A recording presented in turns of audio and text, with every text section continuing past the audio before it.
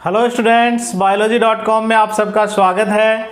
आज हम थाइमस ग्रंथि पढ़ने वाले हैं। थाइमस ग्रंथि, यह जो ग्रंथि है ये एक प्रकार की लिम्फॉइड ऑर्गन भी है।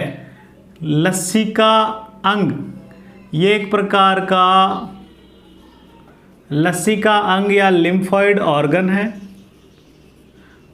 और लिम्फॉइड ग्लैंड भी है, ग्रंथि भी है। पहली बात, यानी कि ये लसिका प्रकार का ऑर्गन है। जो हम लसिका तंत्र पढ़ते हैं उसमें जो लसिका अंग है, तो थाइमस भी एक प्रकार का लसिका अंग ही होता है। नेक्स्ट, यह जो ग्रंथि है इसकी उत्पत्ति एंडोडर्म से होती है। इसकी उत्पत्ति एंडोडर्म से होती है। इसकी उत्पत्ति एंडोडर्म से होती है। 3 जनन स्तर होते हैं, एक्टोडर्म, मेसोडर्म और एंडोडर्म। तो जो सबसे भीतरी जनन स्तर जो होता है उससे इसकी उत्पत्ति होती है। फिर इसकी बात करें, इसकी स्थिति सबसे जो महत्वपूर्ण है ये तो आपको याद रखना है कि यह ग्रंथि होती कहाँ है, इसकी स्थिति कहाँ है। तो हमारा जो ये वक्ष क्षेत्र जो है, ये जो थोरेसिक क्षेत्र है, इस थोरेसिक में पसलियों को यहाँ आगे इस अधर भाग में ये जो जोड़ने वाली जो हड्डी होती है उसे कहते हैं उरोस्थि। क्या कहते हैं? उरोस्थि। इस उरोस्थि के नीचे ये स्थित होती है। ये जो उरोस्थि होती है पसलियों को जोड़ने वाली, यहाँ 7 पसलियाँ आकर जुड़ती है, यहाँ से लेकर यहाँ तक की जो अस्थि होती है उसे कहते हैं उरोस्थि। उर यानी होता है हृदय, तो ये हृदय के ठीक ऊपर स्थित ये अस्थि है, इसलिए इसका नाम पड़ा उरोस्थि। इंग्लिश में इसे कहते हैं स्टर्नम। क्या कहते हैं? स्टर्नम। इस स्टर्नम के ठीक नीचे और हृदय के ठीक ऊपर ये स्थित होती है। आप इसे ऐसे समझ सकते हो कि ये फेफड़े हैं और फेफड़ों का ये जो बीच का भाग है, फेफड़ों के बीच का ये जो रिक्त स्थान है इसे कहते हैं मीडियास्टिनम।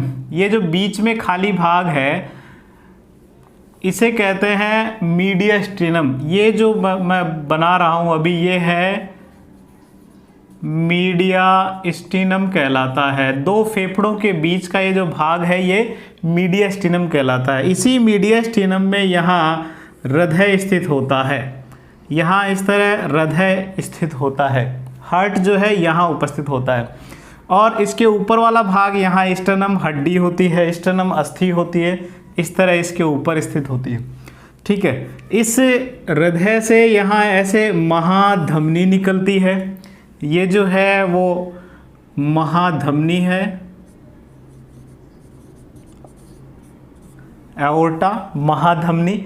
ठीक है, ये महाधमनी जो है ये तो पूरे बॉडी में ब्लड लेके जाती है। तो इस जगह उरोस्थि जो है यहाँ ऊपर यूं इसके उरोस्थि है, उस उरोस्थि के नीचे और ये जो महाधमनी का जो ऊपर वाला भाग है ऊपर की ओर ये स्थित होती है। कुछ इस तरीके से ये मौजूद होती है यहाँ। तो इसकी स्थिति बहुत महत्वपूर्ण है, आपको ध्यान रखनी है।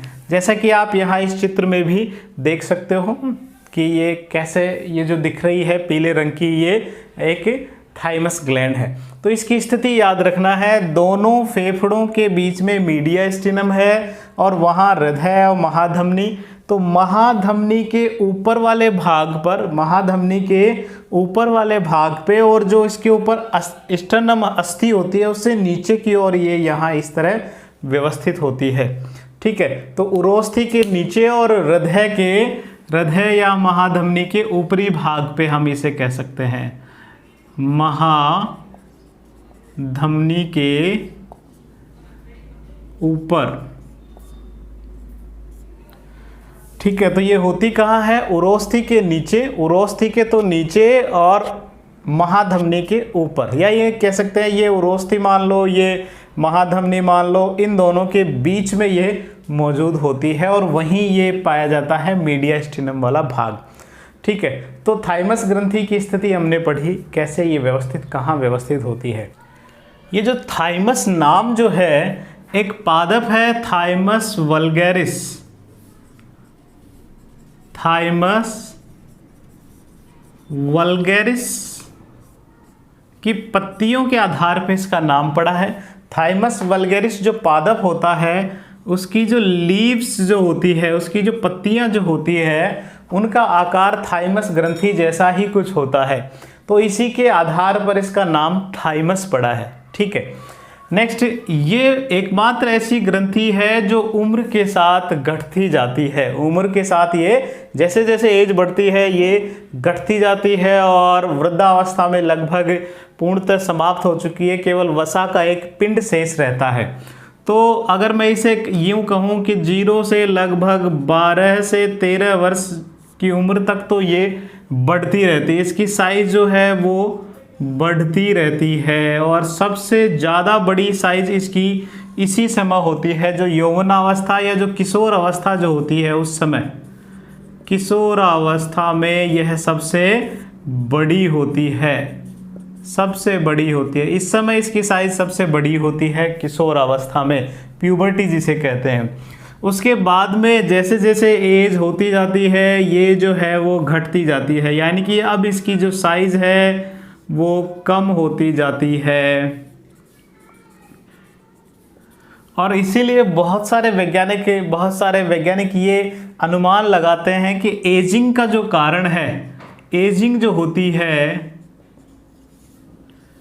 जो वृद्धावस्था आ रही है, जो बुढ़ापा आ रहा है, उसके पीछे कहीं ना कहीं इस ग्रंथि का संबंध है। थाइमस ग्रंथि जो है धीरे धीरे कम होती जा रही है, तो इसका जो है वो बुढ़ापे वृद्धावस्था आने के साथ संबंध जोड़ा जाता है। क्यों? क्योंकि ये जो ग्रंथि है ये हमारी प्रतिरक्षा बनाने में बहुत महत्वपूर्ण होती है। ये हमारे प्रतिरक्षा तंत्र को मजबूत करती है, प्रतिरक्षा तंत्र निर्माण में ये सहायक है, हमें रोगों से लड़ने की क्षमता प्रदान करने में इस ग्रंथि का बहुत महत्वपूर्ण योगदान है।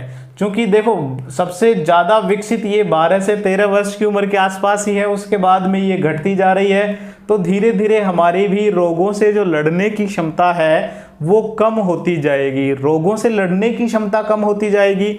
और शायद उसी का कारण हो सकता है कि हम जो है समय के साथ वृद्ध होते जाते हैं, बूढ़े होते जाते हैं। आपने नोट किया होगा कि आपके जो बड़े बुजुर्ग हैं, बूढ़े जो दादा दादी हैं, वो बहुत ज़्यादा बीमार होते हैं और उस बीमार होने का कारण यही है कि थाइमस ग्रंथि उनमें जो है लगभग विलुप्त हो चुकी होती है और उस वजह से उनका प्रतिरक्षा तंत्र कमज़ोर हो जाता है। और प्रतिरक्षा तंत्र के कमज़ोर होने से जो है उन पे जो बाह्य कारक है, जो एंटीजेंस है, वो जल्दी जो अपना प्रभाव दिखा पाते हैं। ठीक है, तो यहाँ तक आपको बात समझ में आ गई होगी कि ये ग्रंथि जो है कितनी महत्वपूर्ण है प्रतिरक्षा तंत्र को बनाने में। ठीक है, अब हम इसकी संरचना पढ़ें। तो यह जो ग्रंथि है ये बाइलोब्ड होती है। बाइलोब्ड यानी कि 2 पालियों की बनी होती है, जैसे अभी मैंने बनाया। इसकी संरचना कुछ इस तरीके से होती है, 2 लोब्स की बनी होती है, बाइलोब्ड होती है ये। तो पहली बात, ये जो ग्रंथि है वो बाइलोब्ड या द्विपालित होती है, द्विपालित होती है, 2 पालियों की बनी होती है। और अगर इसका आकार आप देखो तो लगभग पिरामिड जैसा है। कैसा है? पिरामिड का। तो इसका जो आकार है वो पिरामिड जैसा होता है। इसकी जो आकृति है वो पिरामिड जैसी होती है, द्विपालित होता है और इसकी आकृति पिरामिड जैसी होती है। अगर इसका सेक्शन देखें तो इसके सेक्शन में 2 महत्वपूर्ण भाग होते हैं। केवल समझाने के लिए मैं इसे ऐसे समझा रहा हूँ। इसका जो बाह्य भाग है उसे कॉर्टेक्स कहते हैं। इसके बाह्य भाग को, इसका जो आउटर पार्ट है उसे कॉर्टेक्स कहते हैं। वैसे भी बायोलॉजी में आपने नोट किया होगा बाहरी भाग को बहुत सारी जगह कॉर्टेक्स ही नाम दिया जाता है, तो भीतर वाली जगह को क्या नाम दिया जाता है? याद कीजिए, भीतर वाला जो अधिकांशतः जो नाम दिया जाता है उसे मेडुला नाम दिया जाता है। तो यहाँ पर भी कुछ ऐसा ही है। ठीक है, तो इसका जो बाहरी भाग है उसे कॉर्टेक्स कहते हैं, भीतरी भाग जो है वो मेडुला कहलाता है। ठीक है, यहाँ जो इसके कॉर्टेक्स भाग में बहुत सारे टी लिम्फोसाइट्स जो है वो मौजूद होती है, लिम्फोसाइट्स मौजूद होते हैं यहाँ। और जो मेडुला भाग है, इस मेडुला भाग में एपिथेलियल सेल्स, उपकला कोशिकाएं पाई जाती है। एपिथेलियल सेल्स, उपकला कोशिकाएं इसमें पाई जाती है। उपकला कोशिका, उपकला कोशिकाएं इसमें पाई जाती है। ठीक है, इसके अलावा यहाँ हेसल्स, कार्पसल्स और हेसल्स की कणिकाएं और पाई जाती है। हेसल्स, कॉर्पसल्स, हेसल्स कॉर्पसल्स या हेसल्स कणिकाएं, हेसल्स कणिकाएं पाई जाती है, ये ध्यान रखना है। ये कणिकाएं फैगोसाइट प्रकार की होती है। फैगोसाइट को हम हिंदी में कहते हैं भक्षकाणु प्रकार की होती है। भक्षकाणु, भक्षण करने वाली कोशिकाएं।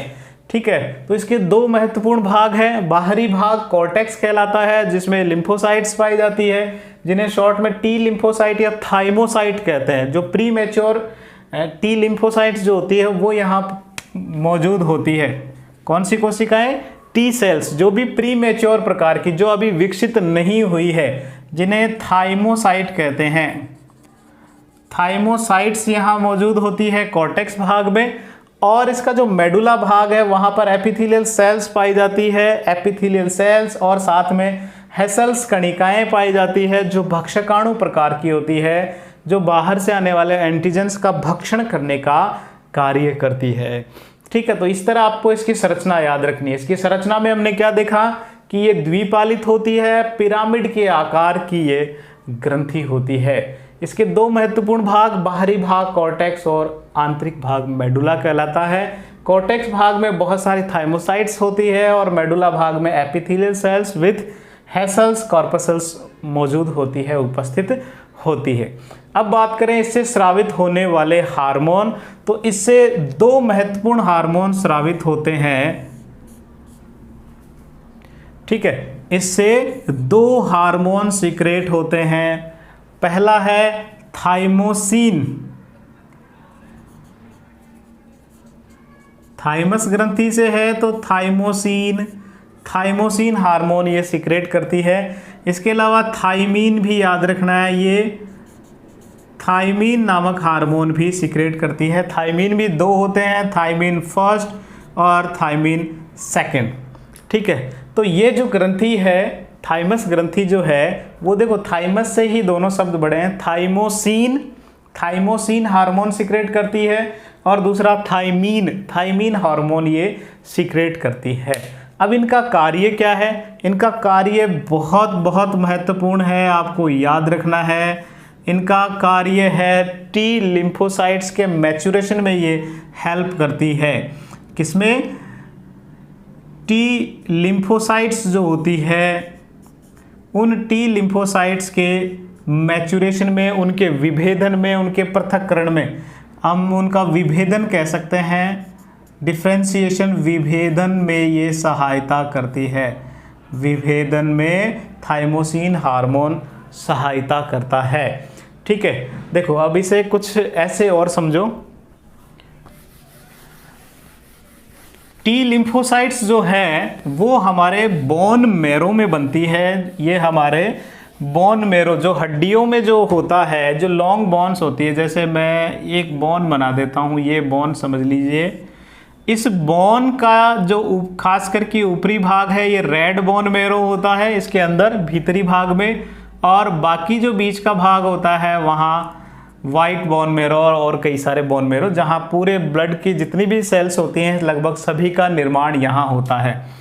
तो हमारी जो ब्लड कॉर्पसल्स होती है, रुधिर की जितनी भी कणिकाएं, यानी कि जैसे आरबीसी, जैसे डब्ल्यूबीसी, जैसे प्लेटलेट्स, इन सभी का निर्माण यहाँ हमारे बोन मैरो में होता है। यहाँ डब्ल्यूबीसी भी कई प्रकार की होती है, लेकिन यहाँ दो महत्वपूर्ण है अपने लिए। एक होती है बी लिम्फोसाइट और एक होती है टी लिम्फोसाइट। बी लिम्फोसाइट और टी लिम्फोसाइट। ये जो बी और टी नाम भी कहीं ना कहीं इसी आधार पर पड़ा है। बी से है यहां बोन मेरो। क्या होता है? Bone marrow. यानी कि इन सेल्स का जो बी सेल्स होती है, बी लिम्फोसाइट्स जो होती है, उनकी उत्पत्ति और मैचुरेशन या विभेदन, इनकी ओरिजिन भी यही हो रही है, मैचुरेशन विभेदन भी, परिपक्वन भी यही होता है, बी में ही होता है, बोन मेरो में ही होता है। लेकिन टी लिम्फोसाइट्स की कहानी थोड़ी अलग है। टी लिम्फोसाइट्स का निर्माण तो यहां हो रहा है, टी लिम्फोसाइट्स की उत्पत्ति या निर्माण तो हो रहा है बोन मेरो में, यहां होता है, बोन मेरो में इसका निर्माण होता है। लेकिन इसका परिपक्वन कह दो या विभेदन कह दो, या मैं शॉर्ट में हम सीधी भाषा में कहें तो इनकी ट्रेनिंग समझ लो एक तरह की। इनकी जो ट्रेनिंग होती है वो यहां थाइमस में होती है, और इस थाइमस से ही ये वर्ड इसे मिला है टी लिम्फोसाइट। टी लिम्फोसाइट्स का निर्माण तो बोन मेरो में हो रहा है, लेकिन उनकी ट्रेनिंग, उनका परिपक्वन, उनका विभेदन कहाँ हो रहा है? थाइमस ग्रंथि में हो रहा होता है। ठीक है, तो होता क्या है बोन मेरो में? यहाँ टी लिम्फोसाइट्स बनी, ब्लड में आई, ब्लड के थ्रू ये पहुंची थाइमस ग्लैंड में, और थाइमस ग्लैंड में उनकी ट्रेनिंग चालू होती है, बहुत कड़ी ट्रेनिंग चालू होती है। जैसे आप ऐसे समझो ना कि ये हमारे सैनिक है, ये हमारे ब्लड के सैनिक हैं, हमारे शरीर के सैनिक हैं, जो हमें बाहर के जो शत्रु है, जो एंटीजेंस है, यहाँ शत्रु कौन है? हमारे एंटीजेंस है। उन एंटीजन से लड़ेगी, उन एंटीजन से हमें बचाने का काम करती है। अब क्या सीधे ही सेल्स जो हैं या सीधे ही कोई कण जो है सीधे ही थोड़ी, या यूं कहें हम उठ के सीधे ही थोड़ी जाकर लड़ सकते हैं शत्रु से, हमें उसकी ट्रेनिंग चाहिए। तो वो ट्रेनिंग का काम जैसे हमारे आर्मी कैंप्स में होता है, वैसे ही ये हमारे शरीर का आर्मी कैंप है। कौन? Thymus gland. आर्मी कैंप जहाँ ट्रेनिंग होती है वो थाइमस ग्लैंड है। ठीक है, तो यहाँ उन व्यक्तियों का सिलेक्शन होता है। क्या सभी को आर्मी की ट्रेनिंग दी जाती है? नहीं दी जाती। पहले सिलेक्शन होता है, उनकी हाइट देखी जाती है, उनका वेट देखा जाता है, उनकी शारीरिक क्षमताएं देखी जाती है कि वो इस योग्य है या नहीं है, कि वो मेंटल रूप से, वो फिजिकल रूप से इस योग्य है कि नहीं सैनिक बनने लायक, वो युद्ध में डटा रहेगा या वहाँ से भाग के आ जाएगा। हमें कैसा सैनिक चाहिए? जो युद्ध में डटा रहे, जो सैनिकों, जो शत्रुओं को ही मारे, जो अपनी खुद की जनता को न मारे, ऐसे हमें सैनिक चाहिए। वैसी ही स्थिति कुछ यहाँ है। क्या होता है? बोन मेरो में तो बन रहे हैं, लेकिन फिर थाइमस ग्लैंड में आते हैं और यहाँ इनकी बहुत कड़ी ट्रेनिंग होती है। लगभग 5 से 10% लिम्फोसाइट्स ही जो है वो यहाँ ट्रेंड होती है। बहुत सारी सेल्स जो बाकी 90 से 95% सेल्स जो हैं वो यहाँ फैगोसाइट्स द्वारा, ये जो अभी हेसल्स देखी हमने, कणिकाएं जो देखी, वो उन्हें निगल कर नष्ट कर देती है, जो योग्य नहीं होती है। तो यहाँ टी लिम्फोसाइट्स की ट्रेनिंग होती है। ट्रेनिंग में यहाँ मेन बात यह है कि ये जांच की जाती है कि ये एंटीजेंस को पहचान कर पाता है या नहीं है। सबसे महत्वपूर्ण बात यह है कि पहचान बहुत महत्वपूर्ण है, कि ये जो बाहर कोई कण अगर आया है तो वो अपने खुद के शरीर का है या बाहर से आया है। एंटीजेंस की पहचान बहुत ज़रूरी है। तो यहाँ उन्हें सिखाया जाता है कि एंटीजेंस कौन सा होता है और उसे कैसे नष्ट करना है। ठीक है, तो वो ट्रेंड टी लिम्फोसाइट्स जो हैं वो यहाँ ट्रेनिंग दी जाती है, उन्हें ट्रेंड किया जाता है। ठीक है, तो ये सारा कार्य जो है किसके निर्देशन में हो रहा है? थाइमोसिन हार्मोन के निर्देशन में होता है। थाइमोसिन हार्मोन के निर्देशन में होता है, इसके डायरेक्शन में होता है। ठीक है, अब टी लिम्फोसाइट्स का विभेदन, डिफरेंशिएशन हो गया, यहाँ वो मैच्योर हो गई, लड़ने के लिए तैयार हो गई। अब इन्हें बॉर्डर पे भेज दिया, ब्लड में भेज दिया। कुल मिला के बात ये है, और ये एंटीजन से जब भी कोई आया उससे खूब लड़ते हैं। अब इस तरह चूंकि सेल्स हैं, टी लिम्फोसाइट एक प्रकार की कोशिकाएं हैं। सेल्स अगर हमें इम्यूनिटी प्रदान कर रही है, हमें इम्यूनिटी प्रोवाइड कर रही है, तो इस तरह की इम्यूनिटी को, चूंकि सेल्स मीडिएट कर रही है, सेल कोशिकाएं बीच में आ रही है हमें, तो ऐसी इम्यूनिटी को सेल मीडिएटेड इम्यूनिटी कहते हैं। सेल मीडिएटेड इम्यूनिटी कहते हैं। ध्यान रखना, क्योंकि टी लिम्फोसाइट सेल्स है और सेल्स हमें एंटीजन से सुरक्षा प्रदान कर रही है, ऐसी सुरक्षा को, ऐसी प्रतिरक्षा को सेल मीडिएटेड इम्यूनिटी कहते हैं। ध्यान रखना है, बहुत महत्वपूर्ण है। CMI सेल मीडिएटेड इम्यूनिटी कहते हैं। पहला कार्य इसका हमने देखा। दूसरा, ये जो थाइमोसिन है एक और कार्य करता है, ये हमें ये यूँ कहें, ये ऐसी सेल्स जो एंटीजन्स बनाती है, एंटीबॉडीज़ जो बनाती है, तो एंटीबॉडीज़ बनाने को भी ये प्रेरित करता है। एंटीबॉडीज़ बनाने को प्रेरित करता है थाइमोसिन हार्मोन। अब एंटीबॉडीज़ जो है वो हमें कौन सी इम्यूनिटी प्रदान करती है? वो हमें ह्यूमोरल इम्यूनिटी प्रदान करती है। ह्यूमोरल, ठीक है, द्रव्य प्रकार की है। चूंकि एंटीजेंस कोई कोशिकाएं नहीं है, ये तो विशेष तरह के प्रोटीन पार्ट है, प्रोटीन ये कण है, ठीक है, जो प्लाज्मा में घुले होते हैं। अब जब घुले हुए हैं तो ऐसे घुले वाले जो है उन्हें ह्यूमोरल इम्यूनिटी, कई बार इन्हें, चूंकि ये एंटीबॉडीज़ है तो एंटीबॉडी मीडिएटेड इम्यूनिटी भी कह देते हैं। चूंकि एंटीबॉडी इसमें मीडिएटर है तो इसलिए इसे एंटीबॉडी मीडिएटर इम्यूनिटी भी कह देते हैं। तो देखा जाए तो थाइमोसिन ने हमें सेल मीडिएटेड और एंटीबॉडी मीडिएटेड दोनों प्रकार की इम्यूनिटी प्रदान की है। किस तरीके से? टी लिम्फोसाइट्स के मैचुरेशन में सहायता करके, एंटीबॉडीज़ के निर्माण में सहायता करके। ठीक है, नेक्स्ट अगर हम बात करें, इसका जो दूसरा हार्मोन है जिसका नाम था थायमीन, ये थायमीन हार्मोन क्या करता है? एसिटाइल कोलिन जो एक प्रकार का एसिटाइल कोलिन एक प्रकार का न्यूरोट्रांसमीटर है। न्यूरोट्रांसमीटर या हिंदी में इसे कहते हैं तंत्रिका संचारी पदार्थ। तंत्रिका संचारी पदार्थ है एसिटाइल कोलिन। तो ये थाइमोसिन क्या करता है? ये जो थायमीन क्या करता है? एसिटाइल कोलिन जो है उसे रोकता है। ठीक है, ये क्या काम करता है? एसिटाइल कोलिन को रोकता है। कहाँ पर? तंत्रिकाओं के आखिरी सिरे पर। कौन सी तंत्रिका? मोटर्स जो न्यूरॉन जो होती है, मोटर न्यूरॉन्स के एंड पर, उनका जो सिरा है वहाँ पर। जैसे न्यूरॉन्स होती है ना कुछ इस तरह के तारे के आकार की, और उसका आखिरी सिरा इस तरह, इसका जो यहाँ सिरा होता है जिसे सिनेप्टिक बल्ब कहते हैं, इसी से सिक्रेट होता है एसिटाइल कोलिन पाउचेस से। उस एसिटाइल कोलिन के यहाँ बाहर निकलने को ये रोकता है। कौन रोकता है? थायमीन। ठीक है बच्चों, तो इस तरह आज हमने थाइमस ग्रंथि को हमने डिटेल से पढ़ा। इसी तरह जुड़े रहें biology.com के साथ और अपने ज्ञान में वृद्धि करते रहें। यदि वीडियो आपने पहली बार देखा है तो सब्सक्राइब करें, लाइक करें और कमेंट करके हमें बताएं कि वीडियोज़ आपको कैसे लगे, और अपने दोस्तों के साथ शेयर करना न भूलें। धन्यवाद।